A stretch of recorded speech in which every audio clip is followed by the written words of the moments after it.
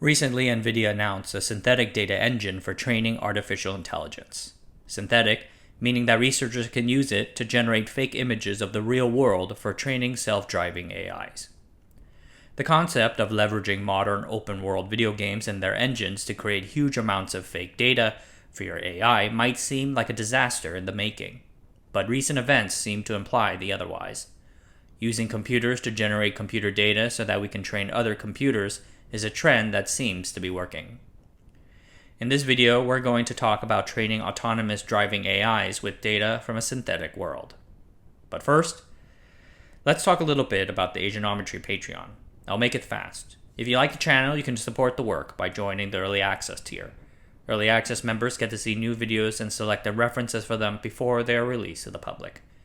It's not a lot of money, and I appreciate the support. Thanks, and on with the show. Deep learning models are changing the world around us, but in order to work correctly, a model has to be trained with data. A basic pipeline for applying machine learning to a problem goes like this. 1. You collect raw data related to the specific problem. 2. You label the data according to the problem parameters. For instance, semantic labeling of pixels. This is where you assign each pixel a value so that the AI can recognize what exactly is in the image at a pixel level view. 3. You train the machine learning model with the labeled datasets. You validate that model's results using subsets of the data specifically set aside for test runs. This is to avoid a phenomena called overfitting, a failure mode when a model can't generalize or fit well to a brand new dataset. Then finally, you deploy the model into the real world. At the heart of this entire process is data. Frequently, this data comes from real life, and you need a whole lot of it. But many people are uncomfortable with the idea of their data being collected, shared, and used, especially without permission. More so when it comes to AI applications in certain sensitive areas.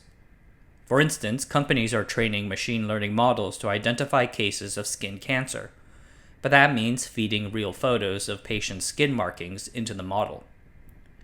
Another example has to do with the finance world.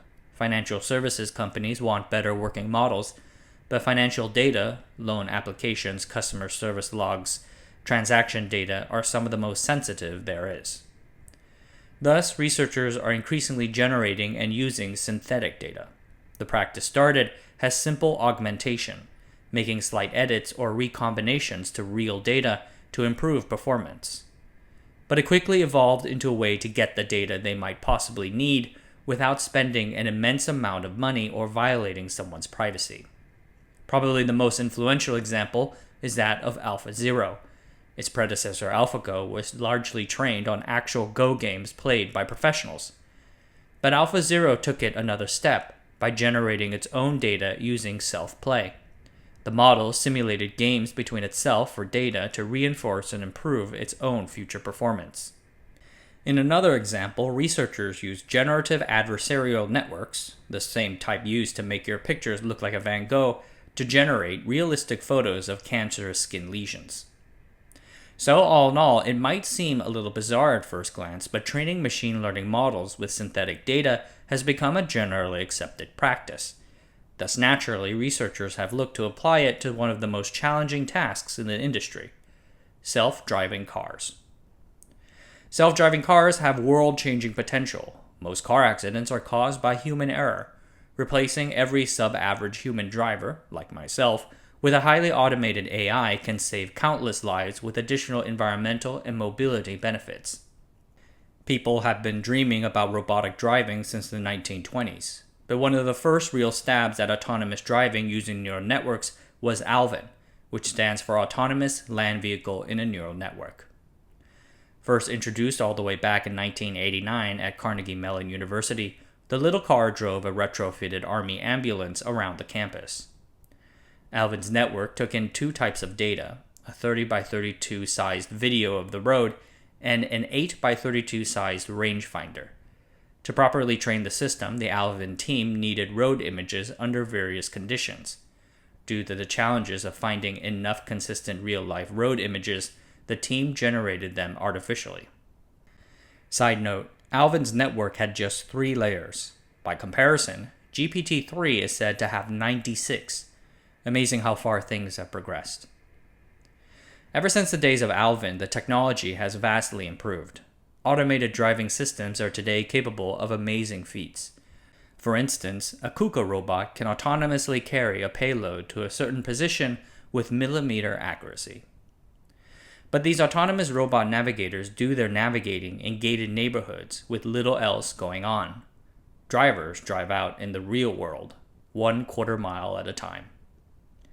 A self-driving AI needs to have the computer vision to see and recognize everything an alert human driver is capable of, but this requires having access to a lot of labeled data. Previously, that means a real person has to look at scenes of actual sites and trace it out for the AI to consume. There are a few public datasets that actually did this, for instance, Cityscapes, which provides up to 5,000 annotated images of real streets in Germany. But 5,000 in the context of machine learning is not that much, and getting significantly more would be prohibitively expensive.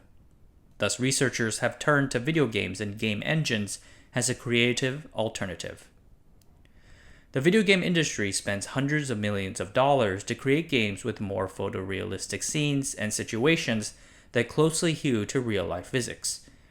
Researchers can leverage their work to rapidly and affordably create labeled relevant imagery for training. Grand Theft Auto V is a game released in 2013 and is the second best-selling video game of all time. The game is known for its highly realistic environment and driving scenarios.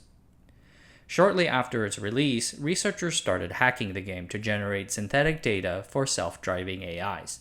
They used 2 open-source plugins to capture screenshots of a particular scene in the game. Just as importantly, the plugins allow them to capture the auxiliary information about the scene, for instance, the pixel bounds of an object's position in the scene, like a car or a stop sign or something. With this, researchers have been able to generate tens of thousands of images of realistic road scenes under a variety of conditions. Rain, fog, overcast, clear. This variety helps the driving AI respond correctly if it were to encounter such situations in real life. The initial paper notes that their GTA-trained models actually perform better than the ones trained with real-world images, because there is so much more data. It is cool that researchers are using a video game engine to train their self-driving AI, but the reality is that GTA 5 was meant to be a game first, leading to some crucial differences and inconveniences. First, a video game has to run on a relatively weak computer, which limits its capabilities. GTA 5 first ran on the PlayStation 3 and the Xbox 360. By now, this hardware is over a decade and a half old. We can do better than that. Second, you need to hack the game using scripts to collect data from it. These scripts aren't supported by the original developers and can occasionally cause problems. Third, GTA 5's Los Santos is a twin of Los Angeles, which is an urban environment. Suburban and rural scenes are not as well represented in the game. And last, a video game is meant to be fun more than it is meant to be physically accurate, and making something fun sometimes means having to occasionally break the rules of physics. So researchers have sought virtual environments from which they can have photorealistic images, but also have complete control over the objects, extensibility, and greater ease of use. That is the idea behind Nvidia's Omniverse Replicator. Nvidia released this tool in November 2021. It is part of their Omniverse platform initiative, which the company describes as an open platform for photorealistic simulation. There are 2 implementations, DriveSim, which is for training outdoors driving agents, and IsaacSim, which is for robots. The goal is to allow developers to create synthetic data that otherwise would be too hard to collect in the real world. It is built on top of a software platform first developed by Pixar, Universal Scene Description, or USD. This is a common language used for rendering 3D scenes, kind of like how HTML is a common language for rendering web pages. In some ways, Omniverse Replicator is like a video game. It has a physics engine with accurate lighting effects and more. There is a world in which you can see and interact with things. Yet at the same time, it is not a video game. It is a real-time simulator meant to be physically accurate to the real world. Nvidia published a case study of a situation faced by Boston Dynamics, which faced onboarding challenges when deploying new industrial robots. These robots' AI have to be tuned to deal with these unfamiliar indoor environments. One way to do this would be to send a team of photographers into the deployment area to take pictures of the whole environment. But that is expensive, potentially dangerous, and requires a lot of pre-planning. What if you were to generate the photographs with code? The team imported into Omniverse Isaac Sim a bunch of 3D CAD models of various indoors environments, like an office building or a factory. From then, they can generate segmented training images complete with boxes, depth, and more. A key point is the ability to change the conditions of the indoor environment. An AI has to react to a wide variety of different visual parameters: scale, perspective, color, lighting, and so on. All of this was possible with this custom tool. USD is pretty powerful in this aspect. It lets you customize the various attributes of the assets in the scene. You can transform the data, randomize it, and so on. Such complicated tools can no longer be built by individual or even a small team of developers. So Nvidia releasing something like this for their use is a big help. So long as those guys keep dropping thousands of dollars on big honking A100 GPUs, that is. Using photorealistic engines to generate training images is cool, but self-driving AIs have to do more than just recognize the scene around them. For instance, they have to track and predict where things are so to adjust the driving accordingly. This means a simulated world, and there's been a few interesting ones out there for such use. First is the Open Racing Car Simulator, or TORX. This started off as a Linux game in the late 1990s, but evolved into a popular virtual simulated world for driving agents. TORX is admirable, but it lacks pedestrians, intersections, and other aspects of urban driving. And like GTA 5, it was originally a video game, which brings up all the other issues we talked about earlier. So a simulator that got quite a lot of attention during its 2017 release was Car Learning to Act, or Carla. This is a free and open simulator for urban driving built on top of Unreal Engine 4, a video game engine developed by Epic Games. Carla is a philosophical descendant of the Cynthia dataset, which provided thousands of labeled synthetic scenes for training self-driving AIs.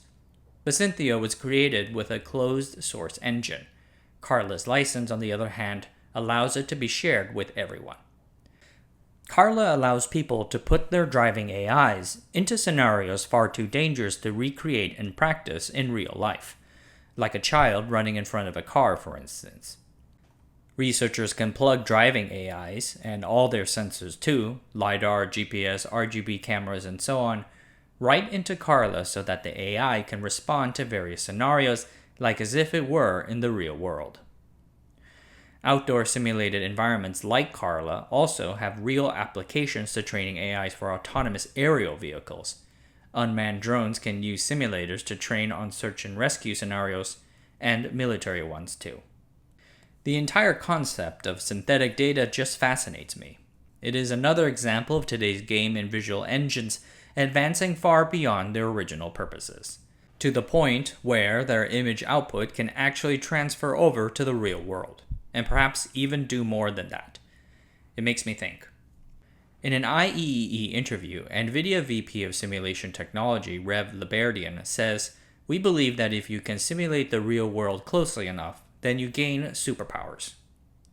I wonder where the pathway takes us down the line in the future. What happens when a world simulator gets powerful enough to simulate entire alternate futures and make optimizations to them? What might that be able to do for us? So cool. Alright, enough science fiction. That's it for tonight. Thanks for watching. Subscribe to the channel, sign up for the newsletter, and I'll see you guys next time.